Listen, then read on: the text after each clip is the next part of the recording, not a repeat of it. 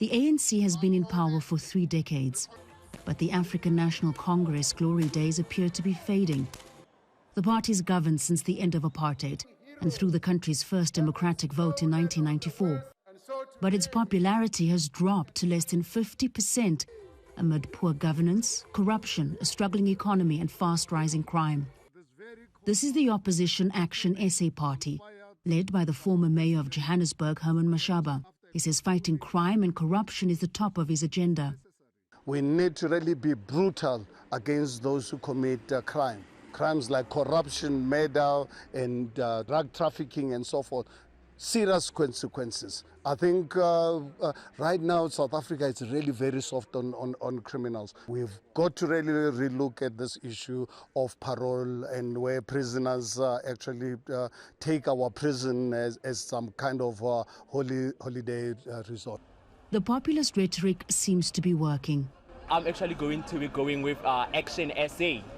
You know, because of it also says in their slogan, like, only action will fix South Africa. I'm hoping they would fall down, honestly. Like, it's been so many years where they've had time to prove themselves, change the country in some ways, but it's just getting worse. To curb crime, some parties are promising to reinstate the death penalty, and others say they can turn the economy around. But it's unclear how such parties will live up to the promises they're making. It is all about mobilizing votes, and it's very much propaganda politics, whereby they do not have a clear mandate of how they're actually going to do that and deliver all those outcomes. Nationalist Party, the Economic Freedom Fighters, was established 11 years ago and is known for disrupting parliamentary proceedings. There is no such a rule. And for its leader, Julius Malema, making inflammatory and racist statements. But his popularity is also rising, along with that of other outspoken politicians and their parties. Fahmida Miller, Al Jazeera, Johannesburg. Well, let's bring in Sandile Swana. He is a political analyst who specialises in South African governance. He joins us today from Krugersdorp, west of Johannesburg. Sandile, what's your reading of how we got here? It's frustration, deep levels of disillusionment that's now given way to this level of rhetoric that we're seeing? Yes, thank you so much. What has given rise to this is that in the last 30 years, there has been very poor performance by the elected government, which mainly in all of South Africa nationally is the ANC, and in 8 provinces, and then 1 province by the DA. But the main reason for this is that the ANC has had power, even 2/3 majority for 2 terms over a 10-year period, but they never were able to deliver for other reasons. Yes. Sandile, you're saying that the issue here is with government in terms of how they've performed, but so many parties are pointing the finger at foreigners. I know xenophobia is nothing new in South Africa, but it feels like in this election it's reaching new levels. How concerned are you about violence against foreigners before and after this poll? Yes, the issue of violence against foreigners is being instigated in South Africa.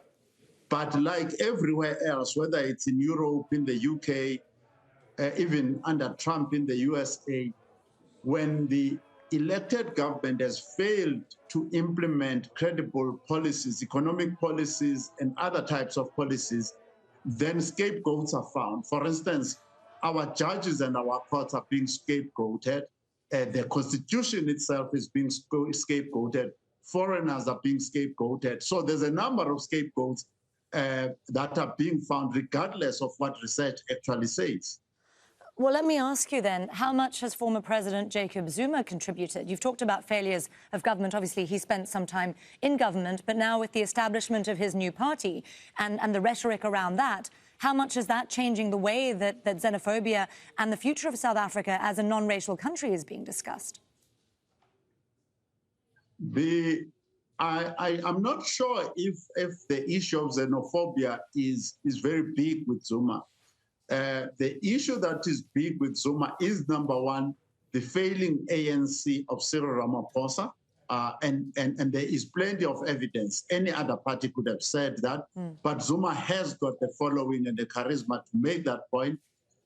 So the issue of xenophobia relative to Zuma, no. Maybe you can accuse him of being too much pro-Zulu and culturally based amongst the Zulu people and things like that, not necessarily specifically xenophobia. Okay, Sandile, let me ask you then about divisions within South Africa that we're seeing potentially between different racial parties there. We've also seen right-wing parties, I see, like the Freedom Front Plus, call for independence of the Western Cape. How much popular support do these more extreme proposals have amongst the electorate at the moment? The Freedom Front Plus and that secessionist movement you are talking about in the Western Cape have got popularity in the white community specifically. When you look at the amount of votes you are talking about 2%, and that's the range in which they play, so national. So, and the DA itself, which also supports these ideas of a degree of secession, also does not have the type of support broadly in South Africa, and it's got declining support in the Western Cape as we speak today. So that is a pipe dream. The secession movement is not going to gain momentum, but white South Africans are aware that they're under pressure because economic justice, including land redistribution, has failed, not necessarily directly because of them, but because of the incompetence and lack of diligence of the ANC. Sandile, you were talking about how Jacob Zuma's party, for instance, appeals very much to the Zulu constituency. I'm curious about how South Africa is becoming increasingly politically fractured, it feels like, especially with this proliferation of other smaller parties. What's your reading of how these smaller parties and potentially the MK will do? Is this now the end of the ANC?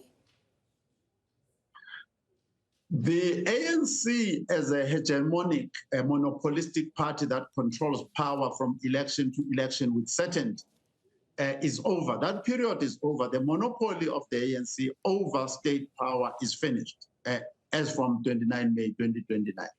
So what then happens is that you are going to find parties that support certain interests like the EFF. Then we have got other candidates and other parties that are very strong in local areas, which are beating the DA and beating the ANC in local elections. So that is what we are going to find now. That type of very localized parties and candidates are going to be more successful as we go forward. It's certainly a very interesting election year in South Africa. Sandile Swana, a political analyst, speaking to us today from Krugersdorp, just outside Johannesburg. Thanks so much for your time, Sandile, with us on Al Jazeera. Thank you. Bye.